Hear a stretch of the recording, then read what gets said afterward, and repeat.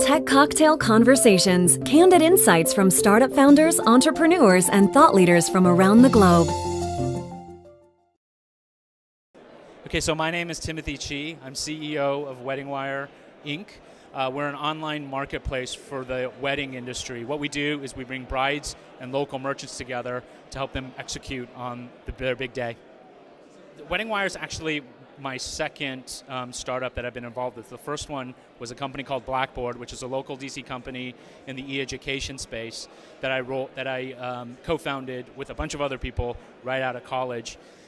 That story was actually one of personal pain. I was a student at the time, and a bunch of us banded together to build software that would actually really make our lives more simple in many ways.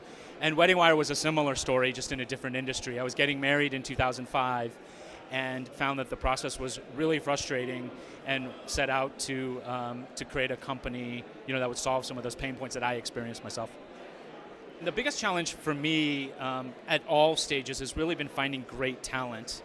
DC is a great place to grow a business. It's a very transient city by nature, but you're competing with government and big IT and a bunch of other types of enterprise level companies, and to be quite honest, they pay pretty well. So as a startup, a scrappy startup trying to build a company, you're always competing. There's always other opportunities out there for great talent. What brought us to DC? So Blackboard, the first company, we graduated and literally packed up U-Hauls and drove down to DC because the company that we were merging with just happened to be based here. 5 years, 6 years later, 7 years later, we kind of just grew roots, and so when it was time to start WeddingWire, there's a little momentum there of staying in here. I will say though that growing a company in DC has been a fantastic experience. So first of all, it's a little bit easier to stand out, right? The community is a little bit smaller, so it's easier to make a name for yourself.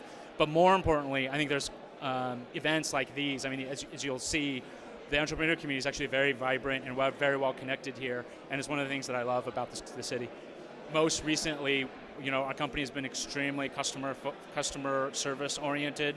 So, the Zappos of the world, the Tony Hsiehs, if you ever get a chance to read his book, it's a phenomenal book on customer satisfaction and how it can drive corporate culture, which is another area that we've been focusing heavily on too. So right now, I think Tony and anyone that is sort of branding around customer service and customer loyalty is high on my list.